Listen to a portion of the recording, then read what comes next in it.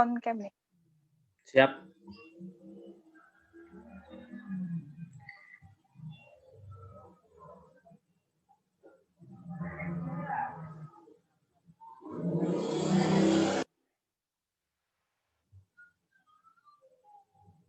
Sebelum saya akan mulai, saya akan pantun dulu ya. Bunga kenanga, bunga sepatu. Assalamualaikum warahmatullahi wabarakatuh. Waalaikumsalam warahmatullahi wabarakatuh. Selamat sore rekan-rekan semua. Salam sejahtera bagi kita semua.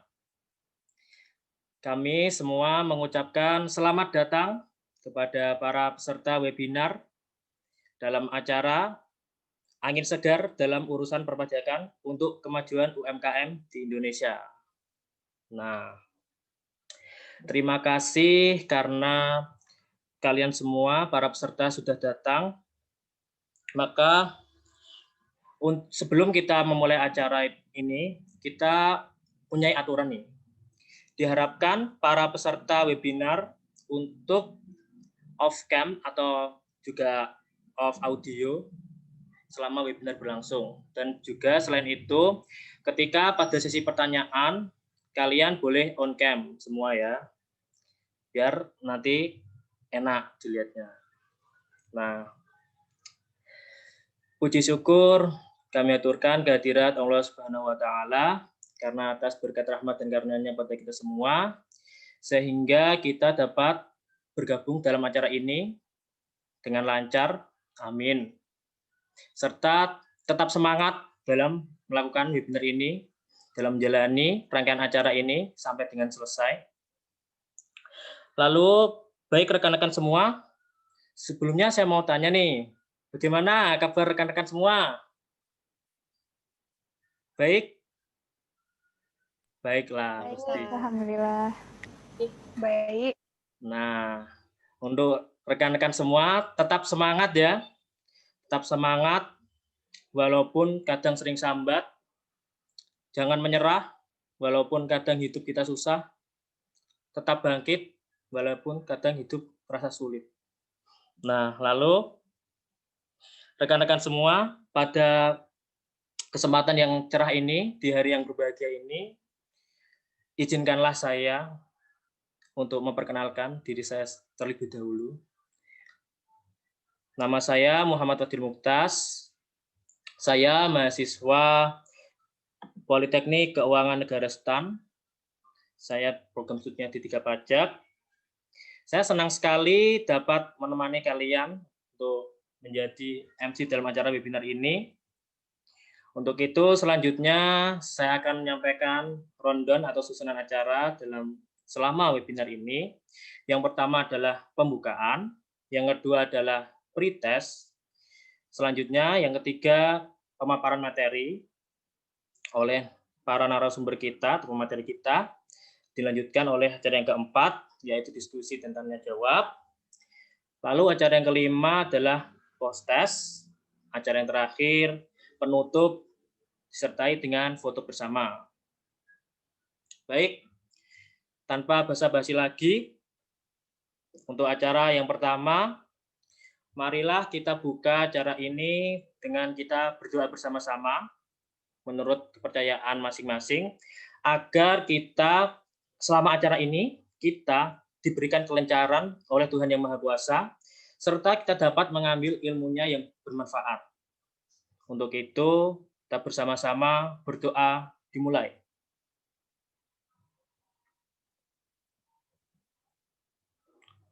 Selesai. Nah, memasuki acara yang kedua, yaitu pretest. Apa sih? Kenapa sih ada pretest segala?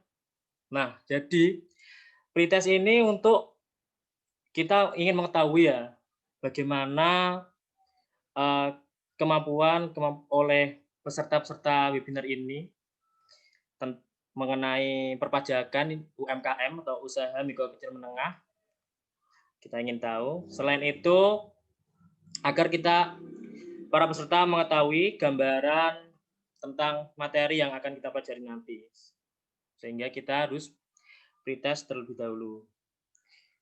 Ya, ini nanti akan kita siapkan ya 10 soal dari Google Form yang akan kita share di grup WA.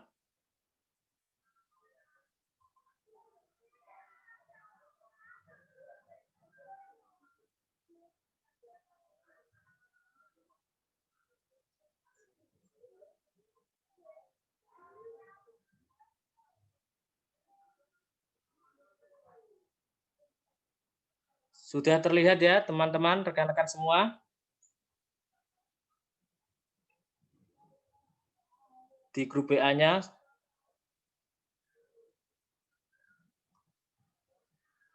rekan Nita Johana dan rekan Nita Ulfi bagaimana? Sudah bisa dibuka? Sudah. Baik. Tanpa basa-basi lagi, pretest ini saya beri waktu 5 menit atau kalau bisa kurang. Pretest dimulai dari sekarang.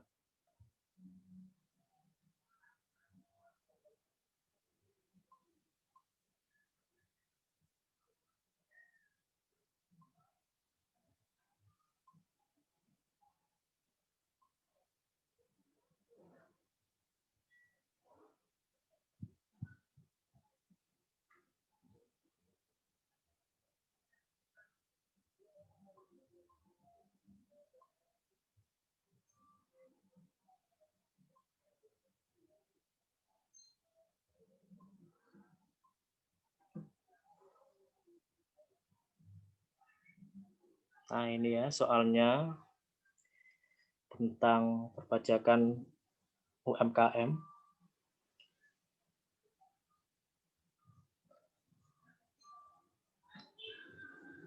Nah,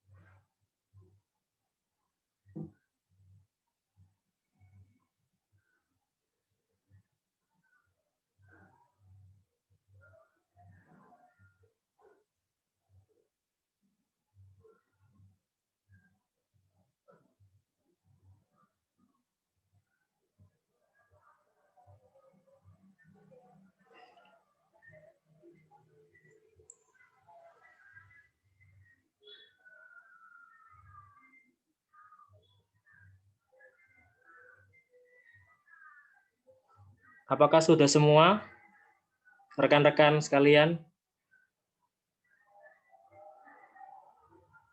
Sudah. Oh, sudah ya. Baik, terima kasih kepada rekan-rekan semua yang telah mengerjakan pretest dengan sangat antusias. Selanjutnya masuk ke acara yang ketiga, yaitu pemaparan materi oleh narasumber. Tetapi sebelum itu, saya akan memperkenalkan moderator kita yang akan membimbing dan memimpin jalannya diskusi kita pada sore hari ini. Nah,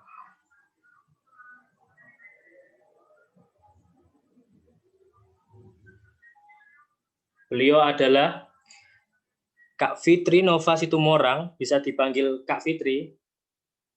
Hai Kak Fitri. Halo. Nah, tempat tanggal lahir Bali G 15 Juli 2000, alamatnya di Kompleks PT TPL Kabupaten Toba Samosir, Sumatera Utara. Riwayat pendidikannya SD Bonapa Sogit Sejahtera, SMP Bonapa Sogit Sejahtera, dan SMA Unggul Del, serta masih menjalani kuliah di PKS STAN semester 5. Kepanitiaan MC di Puspa Talks 2019. Nah, pasti rekan-rekan semua sudah tidak sabar ya ingin memulai diskusi ini. Nah, sekarang tanpa basa-basi lagi, kita sambut moderator kita kepada Kak Fitri Nova Situmorang. Kami persilahkan. Ya, terima kasih kepada pembawa acara yang telah memberikan waktu kepada saya. Saya di sini sebagai moderator akan memandu jalannya sesi inti dalam webinar kita kali ini, yaitu penyampaian materi dan diskusi. Namun, sebelumnya saya ingin menyapa para pemateri dan peserta webinar kali ini. Yang terhormat, Kak Grace Elizabeth Situmorang selaku pembicara pertama kita. Selamat sore, Kak. Apa kabar? Selamat sore, baik. Yang terhormat Kak Nindya Kartika Triwardani selaku pembicara kedua kita. Selamat sore Kak, apa kabar? Selamat sore, Alhamdulillah baik. Serta seluruh peserta webinar yang saya banggakan. Selamat sore, salam sejahtera. Hari ini tema webinar kita adalah angin segar dalam urusan perpajakan untuk kemajuan UMKM di Indonesia. Yang lebih spesifik akan membahas tentang perlakuan khusus PPH bagi UMKM dan insentifnya selama pandemi. Saya akan menyampaikan sedikit pengantar kita hari ini. Peraturan Pemerintah Nomor 23 Tahun 2018, ibarat angin segar bagi UMKM atau usaha mikro kecil menengah, yang bertujuan untuk mendorong masyarakat berperan serta dalam kegiatan ekonomi formal dan memberikan kemudahan dan lebih berkeadilan kepada wajib pajak yang memiliki peredaran bruto tertentu untuk jangka waktu tertentu. Di tengah situasi pandemi coronavirus disease 2019 ini, pemerintah pun senantiasa memperhatikan keringanan perpajakan untuk UMKM yang terdampak dari pandemi ini. Lantas, bagaimanakah kewajiban perpajakan bagi UMKM saat ini setelah hembusan angin segar ini?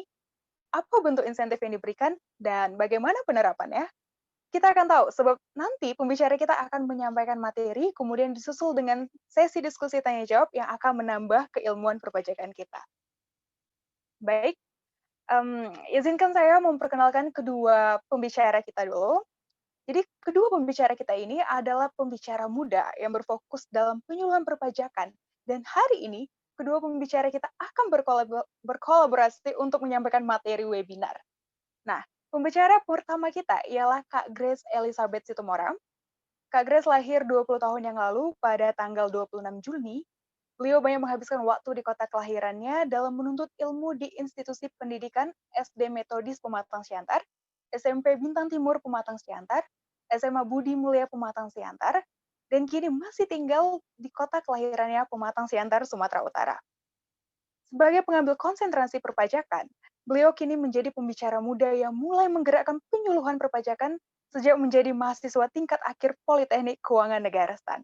Dan saat ini masih menjadi mahasiswa aktif semester 5 program studi Diploma 3 Pajak PKN STAN. Nah, kita lanjut ke pembicara kita yang kedua. Nggak kalah keren ya. Pembicara kita yang kedua ialah Kak Nindya Kartika Triwardani. Kak Nindya adalah pembicara kelahiran tahun 2001, tepatnya tanggal 2 Maret. Menilik dari riwayat pendidikannya, beliau banyak menghabiskan waktu di Jakarta yang merupakan kota kelahirannya dan kini masih tinggal di Jakarta Selatan, tepatnya di Pancoran. Kak Nindya adalah alumni dari SDN Kalibata 1 Pagi, SMP Negeri 41 Jakarta, SMA Negeri 8 Jakarta, dan kini merupakan mahasiswa aktif program studi Diploma 3 Pajak PKN STAN. Selain menjajaki dunia pembicara di bidang penyuluhan perpajakan, beliau juga aktif dalam berbagai kepanitiaan. Beberapa di antaranya ialah menjadi koordinator harian 1 subseksi kemasyarakatan pada tahun 2016 hingga 2017, dan menjadi sekretaris 1 subseksi pramuka pada tahun 2016 hingga tahun 2017. Nah, baiklah, kita langsung saja mendengarkan penyampaian materi. Kepada yang terhormat Kak Grace Elizabeth Situmorang dan Kak Nindya Kartika Triwardani, kami persilahkan.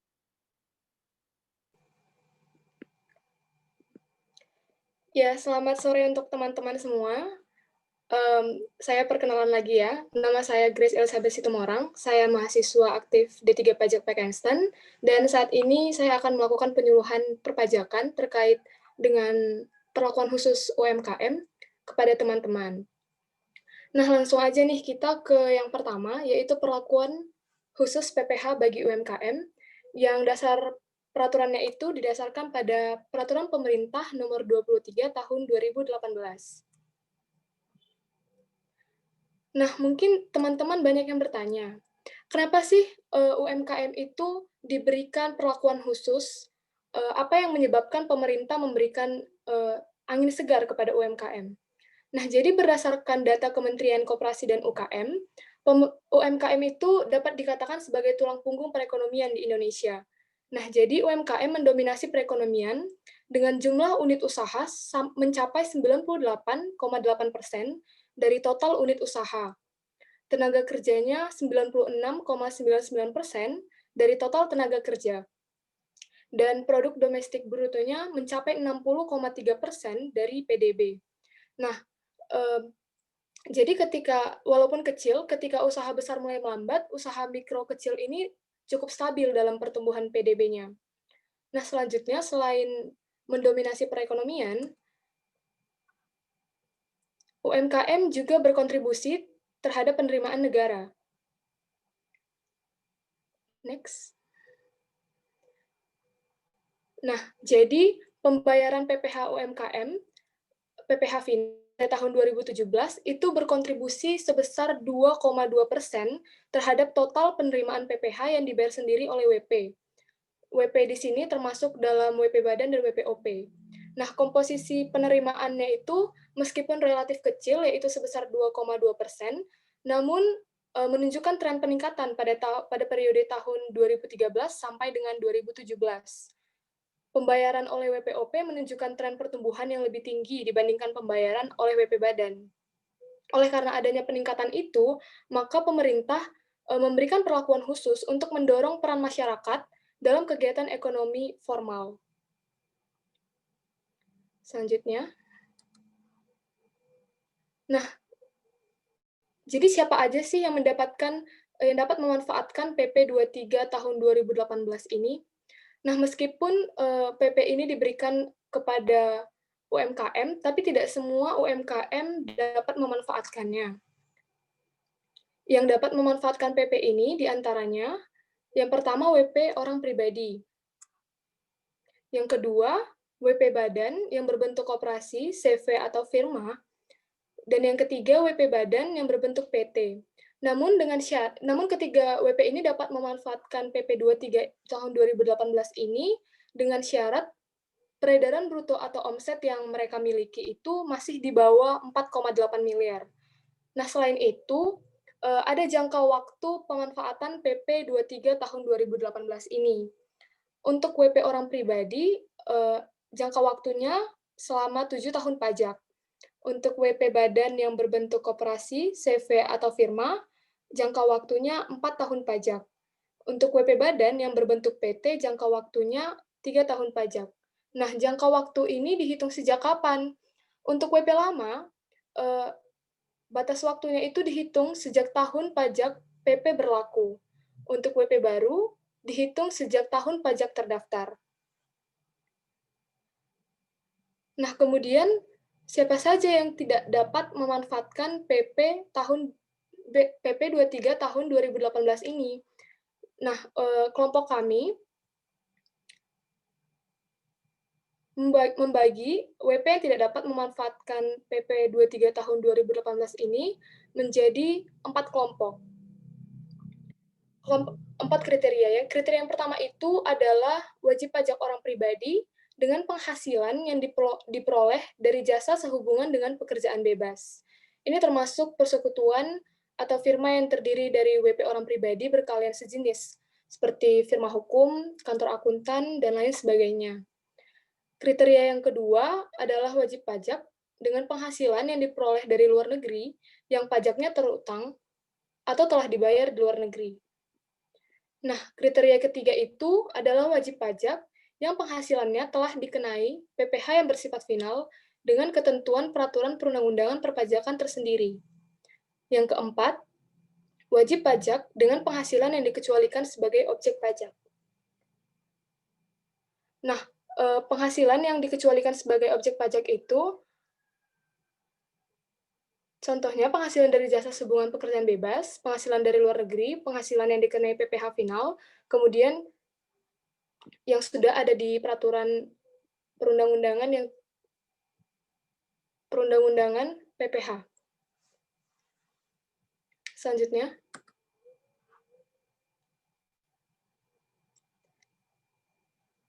Nah, berapa sih tarif PP 23 tahun 2018 ini? Seperti yang kita ketahui, PP 23 tahun 2018, pemerintah pernah mengeluarkan PP 46 tahun 2013. Di PP itu juga pemerintah memberikan perlakuan khusus bagi UMKM. Di sana tarifnya dikenakan sebesar 1% dari penghasilan bruto atau omset. Di PP 23 tahun 2018 ini, tarif dari yang PP 46 dipangkas sampai 50%, sehingga tarif yang dikenakan pada PP 23 tahun 2018 ini 0,5% dari penghasilan bruto atau omset. Nah, kemudian PP 23 tahun 2018 ini bersifat opsional. Maksud dari bersifat opsional ini adalah WP badan yang telah melakukan pembukuan dengan baik dapat memilih untuk dikenai pajak penghasilan berdasarkan tarif normal yang diatur pada pasal 17 Undang-Undang Nomor 36 tentang Pajak Penghasilan. Konsekuensinya, perhitungan tarif pajak akan mengacu pada lapisan penghasilan kena pajak, dan selain itu, WP juga terbebas dari PPh bila mengalami kerugian fiskal.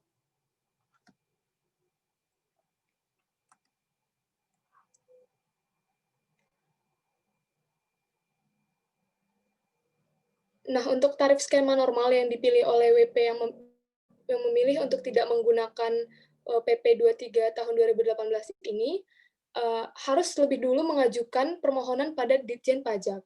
Dan selanjutnya, pelaku UMKM akan mendapatkan keterangan sebagai wajib pajak yang dikenai PPh yang mengacu pada pasal 17 Undang-Undang Nomor 36 Tahun 2008 tentang Pajak Penghasilan atau tarif skema normal. Nah, untuk wajib pajak yang sudah memilih untuk dikenai PPh dengan skema normal, tidak dapat memilih untuk dikenai PPh final 0,5%. Oh iya, tambahan lagi, untuk peredaran bruto tertentu tadi, peredaran bruto itu merupakan jumlah peredaran bruto dalam 1 tahun dari tahun pajak terakhir, sebelum tahun pajak bersangkutan yang ditentukan berdasarkan keseluruhan peredaran bruto dari usaha, termasuk peredaran bruto dari cabang. Dalam hal WP orang pribadi, suami istri yang menghendaki perjanjian pemisahan harta dan penghasilan secara tertulis, atau istrinya menghendaki untuk memilih menjalankan hak dan kewajiban perpajakan sendiri, peredaran bruto tertentu ditentukan berdasarkan penggabungan peredaran bruto usaha dari suami dan istri. Selanjutnya akan dilanjutkan oleh Kak Nindya untuk bahasan insentif pajak. Assalamualaikum warahmatullahi wabarakatuh. Halo semua, perkenalkan nama saya Nindya Kartika Triwardani dan saat ini saya diamanatkan untuk menjadi pemateri kedua dalam webinar ini. Sebelumnya terima kasih kepada Kak Grace karena memaparkan materi tentang PP 23 tahun 2018 dengan sangat baik. Selanjutnya, saya akan memberikan penjelasan mengenai insentif pajak apa yang diberikan oleh pemerintah selama pandemi kepada para pelaku usaha UMKM yang menggunakan PP 23 tahun 2018.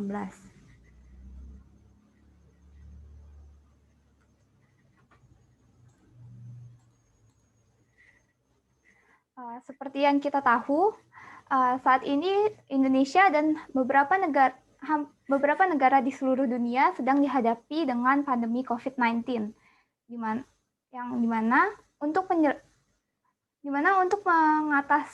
mencegah penyebaran virus ini, pemerintah dan beberapa lembaga kesehatan dunia seperti WHO menyarankan kita agar tetap berada di rumah serta memakai masker, rajin mencuci tangan dan menjaga jarak ketika keluar rumah untuk urusan yang mendesak. Nah, selain itu, pemerintah juga melakukan PSBB di beberapa daerah, yaitu pembatasan sosial berskala besar untuk mencegah dan memutus mata rantai penyebaran virus corona ini. Sayangnya, dari sisi ekonomi, pelaku usaha itu mengalami penurunan produktivitas sehingga menyebabkan mereka mengalami penurunan pada penghasilan yang mereka peroleh. Dampaknya, seperti yang dapat kita lihat pada slide, itu terdapat penduduk usia kerja yang terdampak COVID-19 sebanyak 29,12 juta orang. Angka ini terdiri dari 2,56 juta orang pengangguran karena COVID-19, 0,76 juta orang menjadi bukan angkatan kerja, 1,77 juta orang menjadi sementara tidak bekerja, 24,03 juta orang mengalami pengurangan dalam jam kerja. Selain itu, dapat kita lihat juga bahwa pada tingkat pengangguran terbuka itu mengalami peningkatan sebanyak 1,84% dari yang tadinya hanya sebatas 2,67 juta orang menjadi 9,77 juta orang yang menganggur. Tingkat pengangguran terbuka ini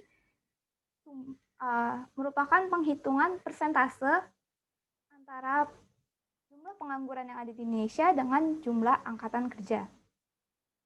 Lalu bagaimana dampaknya terhadap UMKM?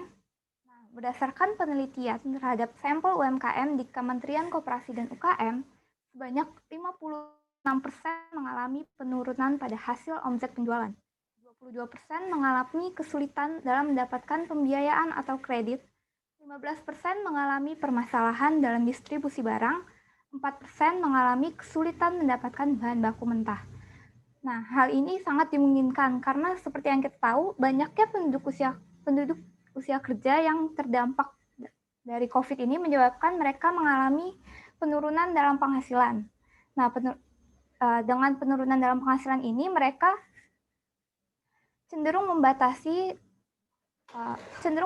apa yang mereka konsumsi, sehingga terjadi penurunan pada permintaan barang atau jasa yang ditawarkan oleh para pelaku UMKM. Selain itu, hal ini juga disebabkan karena diberlakukannya PSBB dan adanya persyaratan untuk melakukan swab test atau rapid test sebelum seseorang dapat pergi ke luar kota. Nah, untuk menanggulangi dampak-dampak pandemi ini, serta untuk menjaga stabilitas pertumbuhan ekonomi, produktivitas, dan daya beli masyarakat, pemerintah mengeluarkan insentif pajak kepada beberapa sektor tertentu selama masa pandemi, salah satunya kepada para pelaku UMKM.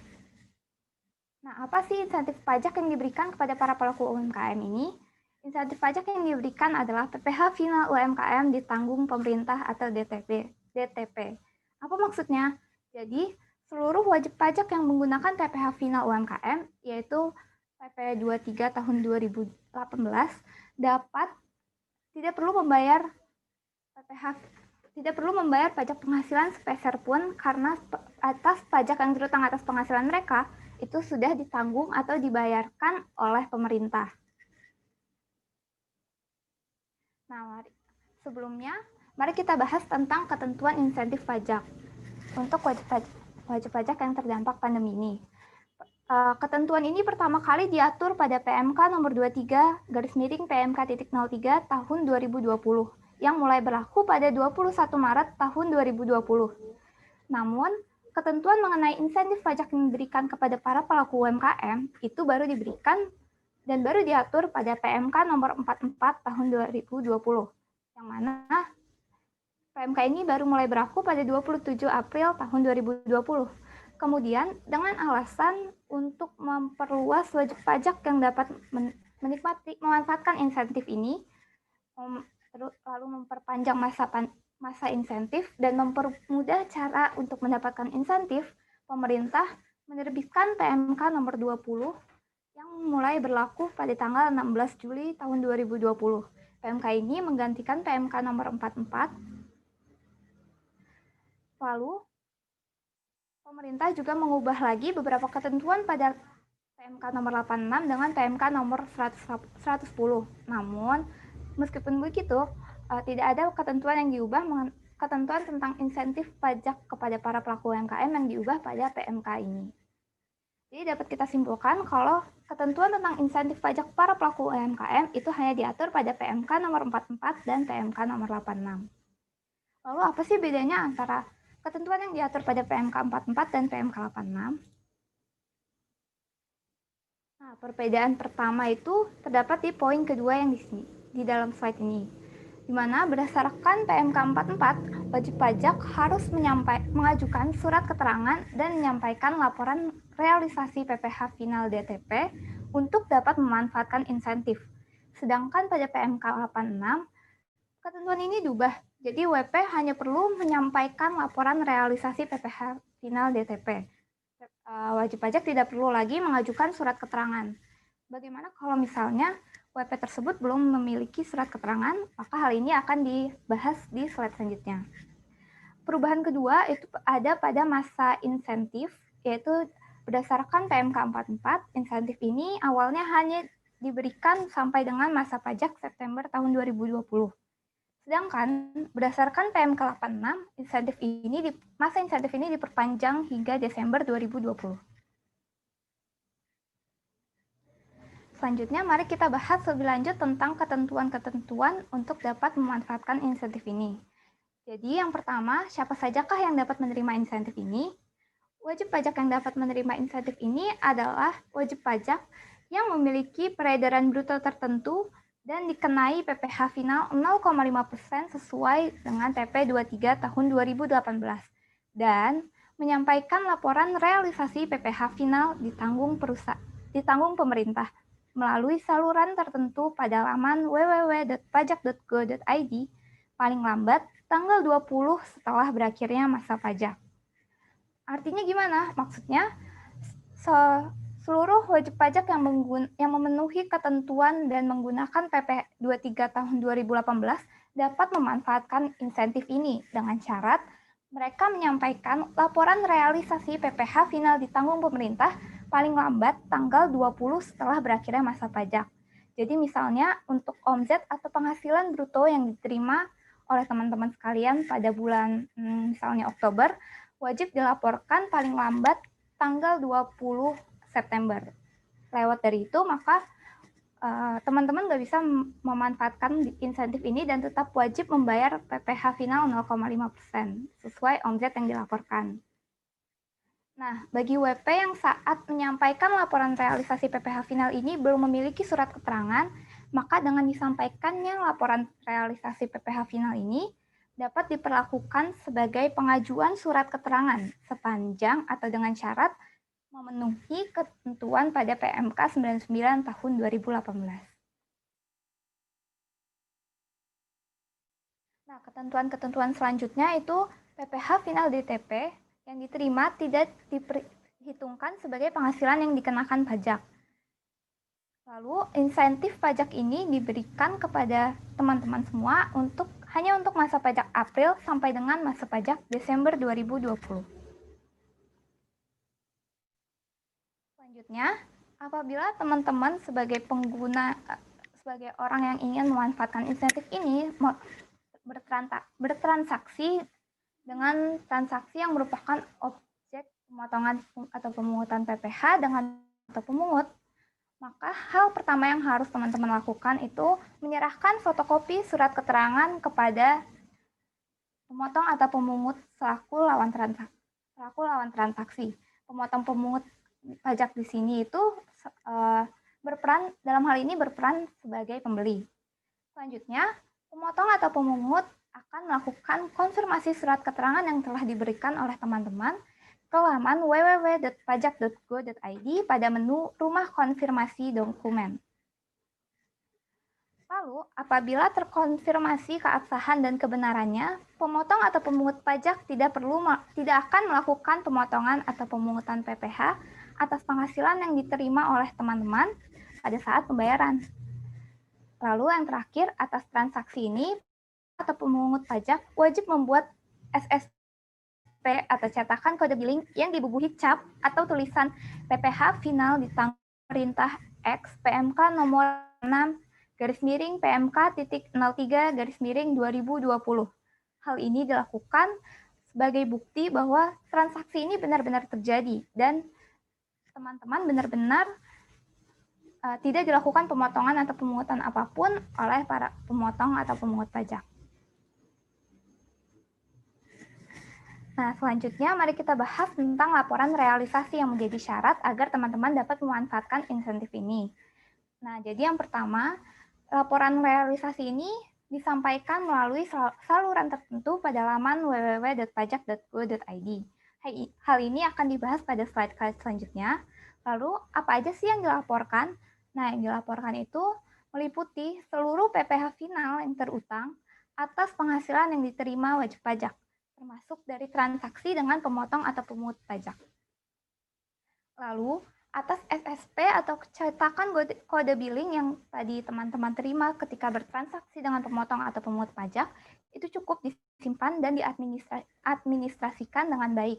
Jadi, teman-teman nggak perlu melampirkan SSP atau cetakan kode billing tersebut pada laporan realisasi. Yang terakhir, laporan realisasi ini wajib disampaikan paling lambat tanggal 20 bulan berikutnya setelah masa pajak berakhir. Nah, berikut ini contoh format dari laporan realisasi PPh final DTP pada lampiran PMK 86. Yang pertama di sini ada angka 1 diisi dengan nama wajib pajak yang berstatus pusat dalam hal teman-teman punya kantor cabang atau memiliki usaha yang berlokasi di berbagai tempat, di lebih dari satu lokasi usaha. Nah, selanjutnya, angka 2 itu diisi dengan NPWP wajib pajak yang namanya tertera pada angka 1. Lalu angka 3 diisi dengan masa pajak sesuai dengan periode pelaporan. Lalu kita masuk ke bagian 1, yaitu rekapitulasi peredaran bruto atas transaksi dengan pemotong atau pemungut pajak. Nah, di sini untuk seluruh transaksi dengan pemotong atau pemungut pajak itu dilaporkan pada bagian 1. Pada bagian 1 ini ada angka 4 yang harus diisi dengan alamat masing-masing lokasi usaha. Lalu angka 5 diisi dengan NPWP masing-masing lokasi usaha. Angka 6 diisi dengan NPWP pemotong atau pemungut yang tadi kita melakukan, yang telah bertransaksi dengan kita dalam suatu periode masa pajak. Lalu angka 7 diisi dengan jumlah rupiah peredaran bruto dari transaksi dengan pemotong atau pemungut pajak. Angka 8 diisi dengan PPh final DTP, jumlah rupiah PPh final DTP yang tidak dilakukan pemotongan atau pemungutan. Nah, pada kolom angka 8 itu dihitung dengan cara 0,5% dikali dengan jumlah peredaran bruto pada kolom angka 7. Lalu ada angka 9 yang harus diisi dengan kode billing yang didapatkan dari pemotong atau pemungut atas transaksi yang dilakukan. Selanjutnya, pada bagian 2 itu terdapat rekapitulasi peredaran bruto atas transaksi selain dengan pemotong atau pemungut pajak. Jadi jika sebelumnya bagian 1 itu untuk jika bertransaksi dengan pemotong atau pemungut pajak, maka pada bagian 2 itu diisi dengan seluruh transaksi selain pemotong atau transaksi dengan pemotong atau pemungut pajak. Nah, di sini diisi dengan angka 4 dan angka 5 itu seperti pada sebelumnya pada bagian 1. Lalu angka 10 itu diisi dengan jumlah rupiah seluruh peredaran bruto dari transaksi selain dengan pemotong atau pemungut pajak. Lalu angka 11 diisi dengan jumlah rupiah PPh final DTP dalam masa pajak periode pelaporan. Sama seperti sebelumnya juga, di sini diisi dengan 0,5 jumlah perkalian dari 0,5% kali peredaran bruto. Nah, selanjutnya pada angka 12 diisi dengan tanggal laporan disampaikan. Lalu angka 13 diisi dengan tanda tangan dan cap WP. Angka 14 diisi nama terang atau nama lengkap wajib pajak atau pengurus wajib pajak badan. Lalu angka 15 diisi dengan NPWP wajib pajak yang dituliskan namanya pada angka 14. Nah, tadi saya sudah menjelaskan mengenai ketentuan agar teman-teman dapat memanfaatkan insentif PPh final UMKM ditanggung pemerintah. Intinya, yang harus teman-teman lakukan itu cukup memenuhi ketentuan PP 23 tahun 2018, menggunakan PP 23 2018, lalu dan menyampaikan laporan realisasi PPh final DTP sebelum tanggal 20 bulan berikutnya.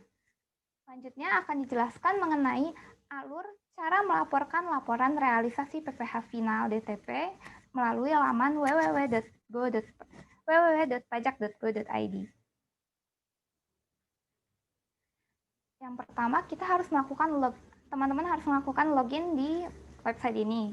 Caranya gimana? Caranya dengan tekan tombol login yang ada di pojok kanan atas halaman utama www.pajak.go.id. Selanjutnya, isikan NPWP, password, dan kode keamanan, lalu klik login.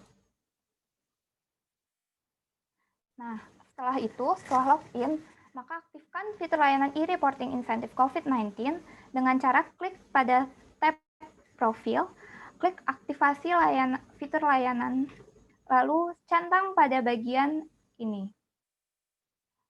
Setelah itu, klik ubah fitur layanan,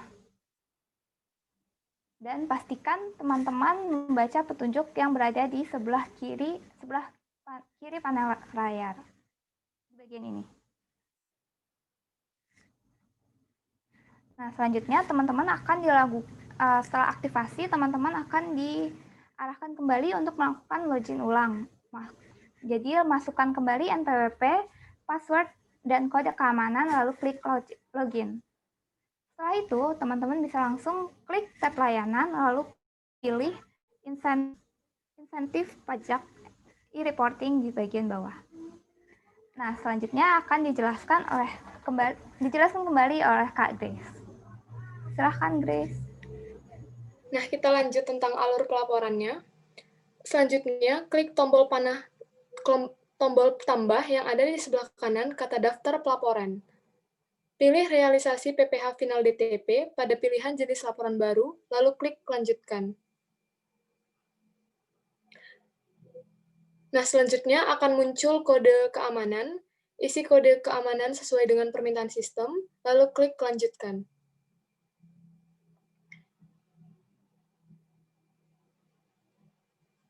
Isi masa pajak realisasi PPh final yang akan dilaporkan, dan download format laporan realisasi PPh final DTP yang ada di panel penunjuk di sebelah kiri layar. Apabila teman-teman belum memiliki format file laporan realisasi PPh final DTP. Nah, selanjutnya, buka file yang sudah diisi, yang telah diunduh, dan isi data yang ada di Excel. Masukkan data terkait penghasilan yang didapat dari transaksi dengan pemotong atau pemungut pajak pada lembar pemotong atau pemungut, dan penghasilan dari transaksi lainnya pada lembar lainnya. Data yang dimasukkan di sini sama dengan data yang harus diisi pada format laporan realisasi pada slide-slide sebelumnya. Lewati langkah ini jika teman-teman sudah memiliki format file laporan realisasi PPh final DTP dan mengisinya sesuai dengan data yang diperlukan. Nah, kemudian simpan file Excel tersebut sesuai dengan format penamaan yang tertera pada nomor 2 dan 3 di kolom petunjuk yang ada di panel kiri layar. Lalu upload file tersebut pada bagian file upload. Lalu klik submit. Pastikan laporan yang disubmit terekam dengan cara mengeceknya di kolom daftar pelaporan. Apabila sudah ada, artinya laporan yang disubmit sudah berhasil direkam. Jika teman-teman ingin mendownload bukti penerimaan surat, klik tombol download pada kolom aksi.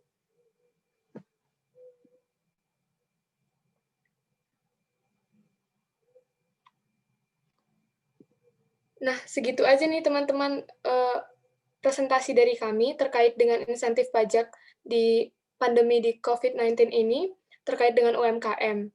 Selanjutnya, jika ada yang ingin bertanya, boleh mengajukan pertanyaannya. Wah, terima kasih kepada Kak Grace dan Kak Nindya atas pemaparan materi yang benar-benar bagaikan angin segar ya dalam urusan perpajakan untuk UMKM. Jadi kami informasikan bahwa sekarang kita akan memasuki sesi yang sangat penting untuk menyamakan persepsi antara pembicara dengan peserta webinar, yaitu sesi tanya-jawab. Kami informasikan bahwa sesi ini akan dibuka satu kali saja dengan 2 orang penanya dari peserta webinar. Penanya akan dipersilakan untuk membuka mikrofonnya, memperkenalkan diri, dan menyampaikan pertanyaan. Apakah ada yang ingin bertanya?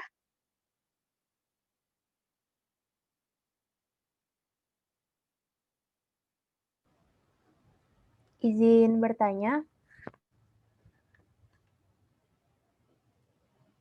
Ya, silahkan memperkenalkan diri dan menyampaikan pertanyaannya. Ya, perkenalkan nama saya Lutfiani Cesar Valentina. Saya ingin bertanya kepada pembicara, bagaimana kalau WP itu yang memakai PP 23 tahun 2018 itu mengalami kerugian. Bagaimana perlakuannya? Dan karena kalau kita pakai skema normal, kan nggak ada utang pajak. Dan apakah keuntungan apabila kita menggunakan PP 23? Terima kasih.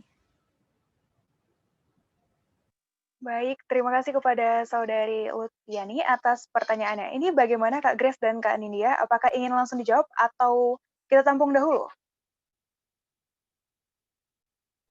Boleh ditampung dulu, nanti kita jawab sekaligus aja. Baik, kita akan langsung ke penanya yang kedua. Silakan untuk membuka mikrofon, mengenalkan diri dan memberikan pertanyaan. Selamat sore semuanya. Ya, saya Johanna ingin bertanya. Tadi kan disebutkan bahwa di masa pandemi ini sudah ada insentif untuk UMKM yang tertuang dalam PMK nomor 86. Nah, apakah PP nomor 23 ini sudah tidak berlaku sejak ada insentif tersebut? Lalu bagaimana pelaksanaan PP nomor 23 itu sekarang? Terima kasih. Ya, baik. Terima kasih atas pertanyaannya Saudari Johanna. Ya, akan saya rangkum kembali pertanyaannya. Jadi pertanyaan dari Saudari Lutfiani menanyakan dua pertanyaan ya. Pertanyaan yang pertama, apabila wajib pajak yang menggunakan Peraturan Pemerintah Nomor 23 Tahun 2018 diketahui mengalami kerugian, bagaimana perlakuannya? Karena jika menggunakan tarif skema normal, itu tidak ada pajak yang terutang. Dan pertanyaan yang kedua, apa keuntungan menggunakan PP Nomor 23 Tahun 2018? Silahkan mungkin dijawab oleh Kak Grace atau Kak Nindya. Dipersilahkan. Oke, saya akan jawab pertanyaan dari Mbak Lutfiani terkait dengan bagaimana jika WP mendapatkan kondisi kerugian dan memanfaatkan PP 23 tahun 2018. Nah, jadi kerugian ini termasuk sebagai konsekuensi dalam pemanfaatan PP 23 tahun 2018. Jadi bagi wajib pajak yang menyelenggarakan aspek perpajakannya dengan menggunakan PP 23 tahun 2018 ini memiliki konsekuensi untuk tetap membayar pajak walaupun dalam keadaan rugi. Nah, memang ini harus dipikirkan matang-matang oleh teman-teman yang ingin menggunakan PP 23 tahun 2018 ini sebagai pertimbangan karena jika menggunakan tarif skema normal, kita bisa mengajukan kompensasi kerugian, sedangkan untuk PP 23 tahun 2018 ini tidak dapat mengajukan kompensasi kerugian. Namun balik lagi untuk masa pandemi, kita tahu kalau PP 23 tahun 2018 ini diberikan lagi perlakuan khusus oleh pemerintah, jadi pajaknya ditanggung oleh pemerintah. Nah, lalu apa keuntungan memakai PP ini? PP ini memberikan kemudahan bagi kita untuk menghitung pajak kita, kewajiban perpajakan kita. Nah, perhitungan pajak kita menjadi sederhana, hanya mengalihkan tarif sebesar 0,5% tadi kepada peredaran bruto atau omset kita. Ini sangat disederhanakan jika dibandingkan dengan tarif skema normal, di mana tarif skema normal itu memiliki tarif berlapis, sehingga teman-teman diharapkan dapat berkontribusi lebih besar lagi kepada negara karena sudah dipermudah dalam melaksanakan kewajiban perpajakannya. Nah, kemudian ini dianggap memberikan keadilan untuk teman-teman yang baru memulai usaha, karena kalau di tarif skema normal, tarifnya pasti lebih tinggi daripada tarif PP 23 tahun 2018 ini. Tapi kalau kita pakai PP 23, tarif yang digunakan 0,5%. Dan ini kita bisa lihat kalau tarif ini sangat kecil dan pasti menguntungkan untuk teman-teman. Namun perlu lagi dipertimbangkan untuk kondisi kerugian tadi. Begitu Mbak Lutfiani, apakah sudah menjawab pertanyaannya? Baik, sudah. Terima kasih. Ya, sama-sama. Baik, terima kasih. Oke, kita lanjut ke pertanyaan yang kedua dari pertanyaan Saudari Johanna. Pertanyaannya ialah setelah ada insentif masa pandemi COVID-19 berdasarkan PMK nomor 86, apakah PP nomor 23 tahun 2018 tersebut masih berlaku? Mungkin Kak Nindya dapat memberikan penjelasan. Iya, jadi PP 23 tahun 2018 itu sampai sekarang masih berlaku. Cuman selama masa berlakunya insentif PMK 86 ini, yaitu dari masa pajak April sampai dengan masa pajak Desember, jumlah PPh final UMKM yang terutang yaitu 0,5% dikali dengan PH bruto, penghasilan bruto atau pendapatan bruto, itu ditanggung atau dibayari oleh pemerintah. Jadi kita itu nggak perlu bayar apa-apa lagi. Setelah masa insentif pajak selesai, yaitu mulai masa pajak Januari 2021, baru atas jumlah PPh yang terutang sebanyak 0,5% dikali PH penghasilan bruto, baru kita setor lagi. Jadi kalau biasanya kita nyetor uang sebanyak 0,5% kali PH bruto, nah selama masa pandemi itu kita nggak perlu nyetor lagi. Nah jadi intinya sih PP 23 tuh masih berlaku, cuman ditanggung sama pemerintah. Contohnya tadi di pengisian laporan realisasi PPh DTP itu juga ada kan kita kolom PPh jumlah PPh DTP di bagian 1 dan 2. Nah, itu jumlahnya juga sesuai dengan PP 23 yaitu 0,5% dikali dengan PH bruto. Jadi sama satu lagi kita juga tetap bayar PPh UMKM sebesar 0,5% ini pas kalau kita ngelewatin masa laporan realisasi. Nah, sekian sih jawaban saya. Apakah sudah menjawab? Terima kasih atas jawabannya. Sama-sama. Baik, jawaban dari Kak Nindya menandai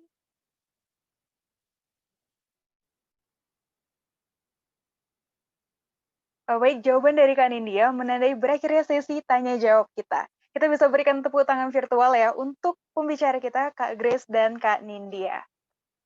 Nah, dengan demikian dapat kita simpulkan bahwa PP nomor 23 tahun 2018 dan insentif pajak berupa PPh final UMKM ditanggung merupakan angin segar bagi UMKM dalam urusan perpajakan.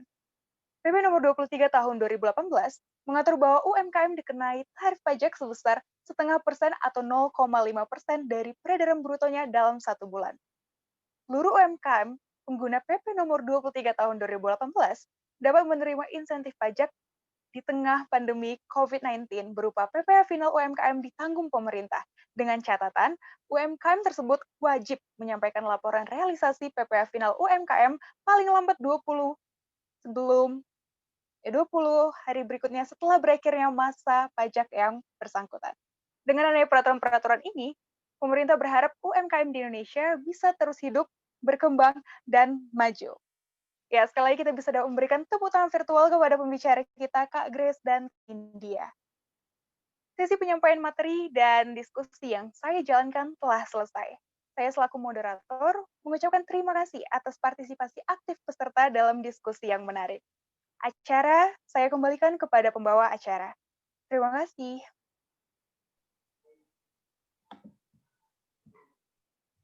Baik, terima kasih kepada moderator kita, Kak Fitri, yang telah membimbing kita selama diskusi dengan sangat baik, dengan sangat interaktif, dan sangat mengasyikkan. Nah, lalu kita lanjut ke acara yang selanjutnya, acara yang kelima, yaitu post-test. Kita tahu, tadi para peserta sudah melakukan pretest untuk mengetahui apa sih materi yang akan kami sampaikan nanti. Nah, sekarang kita akan menguji lagi seberapa jauh pemahaman para peserta webinar kali ini. Kita akan melakukan post-test dalam waktu 3 menit. Karena tadi kan sudah 5 menit kan. Pasti ini lebih paham, jadi waktunya lebih pendek. Post-test, linknya sudah kami share di grup WhatsApp. Ya. Siap-siap untuk para peserta. mengerjakan post-test 3 menit dimulai dari sekarang.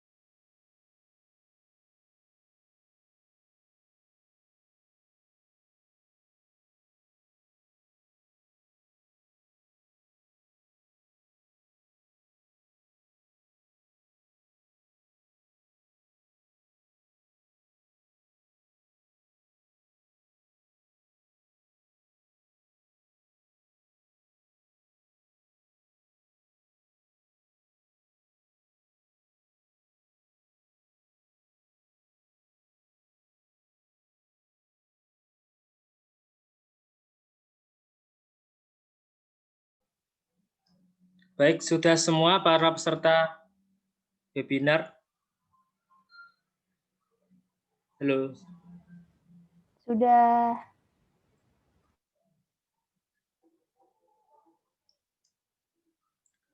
Baik, terima kasih kepada para peserta yang telah mengisi post-test pada webinar kali ini. Tak terasa kita sudah mencapai ke penghujung acara. Sebelum kita mengakhiri acara, marilah kita foto bersama terlebih dahulu sebagai kenang-kenangan. Silahkan para peserta On cam. On cam ya.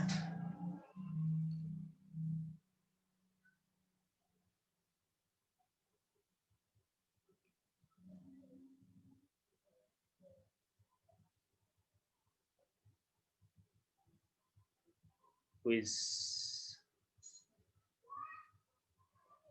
Saya hitung, dalam hitungan ketiga, kalian akan action. 1,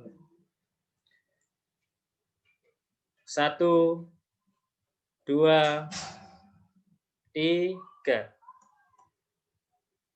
Lagi. 1, 2, 3.